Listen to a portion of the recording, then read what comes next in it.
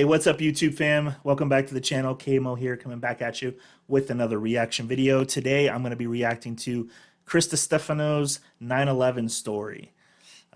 Chris Distefano, Chrissy D, has a great YouTube channel. You guys should check it out if you guys ever get the chance. All right, I'm ready to laugh. Let's do this. Oh my God! Another straight white male. Boo! Oh my God! Look at this. Comedy on 9/11, you pieces of shit. I mean, absolute fucking garbage. You want to laugh? What are you, ISIS? What the fuck? Go home. Do people not get it? Do you not get it? In the back of the comedy club, somebody offered me hummus. I was like, not today. Not today. I'll take it 364 days of the year. Not today! This kid's triggered. What? Shut up, Bill. The fuck up. Ladies. Were you there?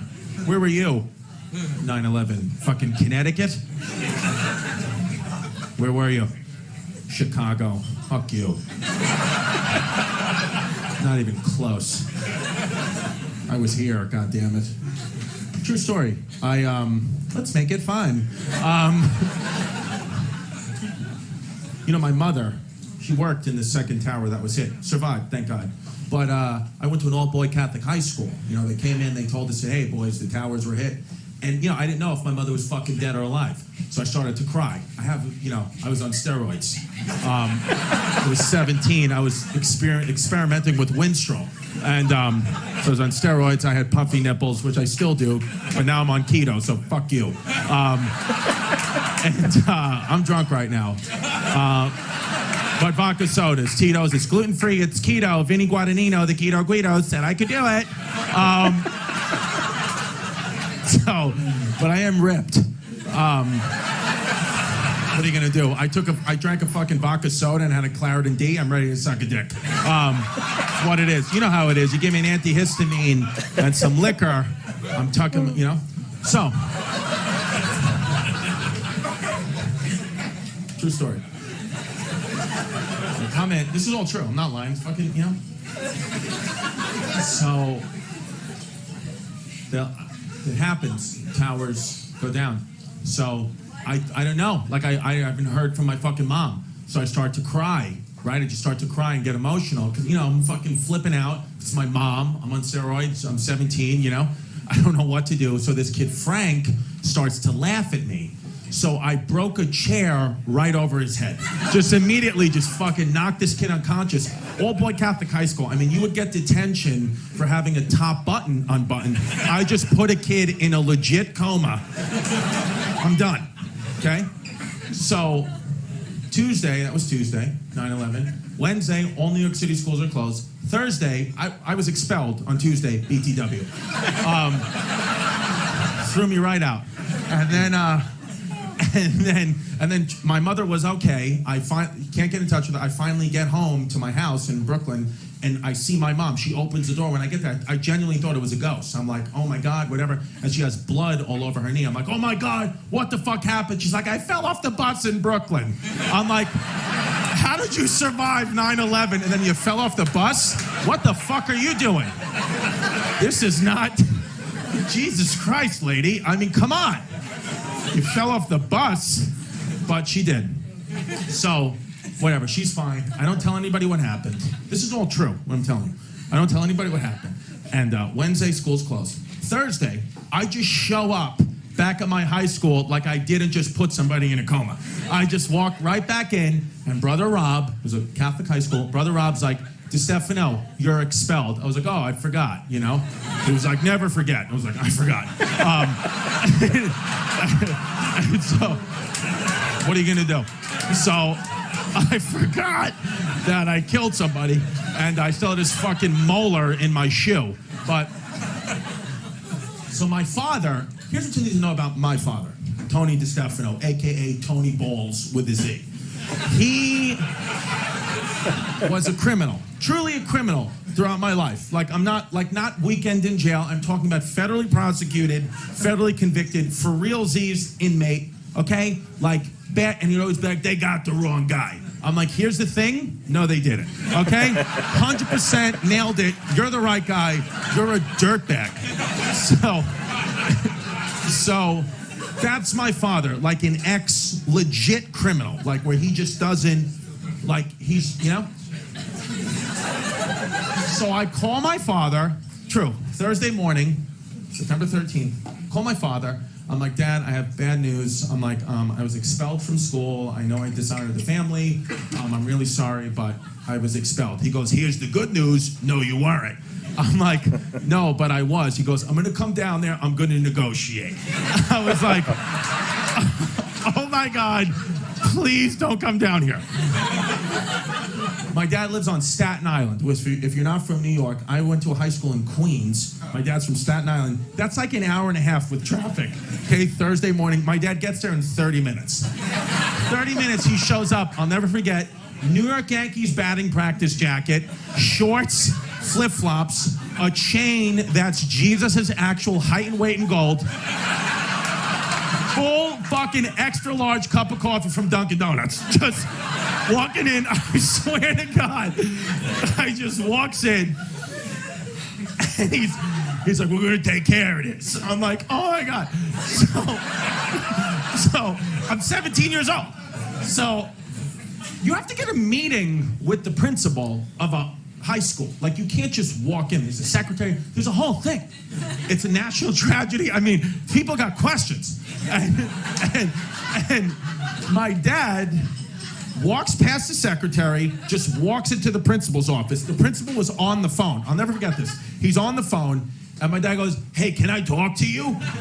And the principal's like, sir, I'm on the phone. My dad hangs up the phone. And he goes, look it out, whoop-de-doo, now you're not on the phone. Like it was a fucking magic trick. Like he's David Copperfield, just hangs it up. I'm like, what's happening? So my dad goes, because again, my dad's a criminal. So he uses criminal language. That's just how he speaks to people. He goes, my son allegedly hit somebody in the head with the chair, and we'd like to plead not guilty. So the principal is like, this isn't a court of law. We have video evidence of your son hitting somebody in the head with a chair. He's guilty, and he's expelled. And my dad goes, there's got to be another way. And the principal goes, sir, there's no other way. So my dad rolls a wad of cash that he just pulled out of his pocket, out of a rubber band, just rolled it out, and goes, is there another way? And the principal goes, are you going to bribe a man of God? And my dad goes, I lost God September 21st, 1979. Now, I don't know what that means, but I know he was in prison. So I'm thinking it was a shower situation. So I don't want to get ahead of myself. But I think something went down in the showers, and he lost God. And yeah, God may be hiding in his butthole. I don't know what's happening. But my dad goes, I lost God. So the principal's like, well, he's expelled. My dad goes, there's got to be another way. And the principal goes, sir, there's no other way.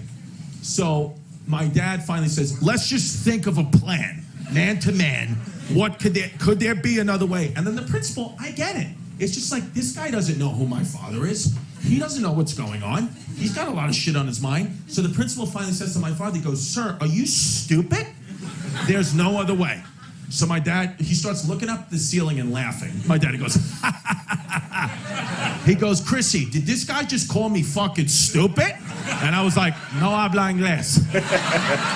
No habla inglés. Yo no sé. And then my dad goes, Chrissy, lock the fucking door. Anytime my dad called me by my transgender name, I fucking knew that shit was about to pop off, so I tucked it back and I locked that fucking door. Because I'm daddy's little princess and I know what daddy wants.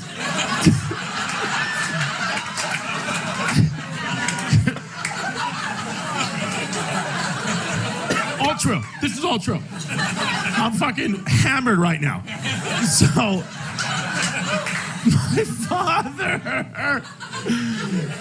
my father says to the principal, he goes, now you got two options. He goes, the second option's really gonna suck for you. He goes, here's the first option. You put my son back in school. Easy fucking breeze.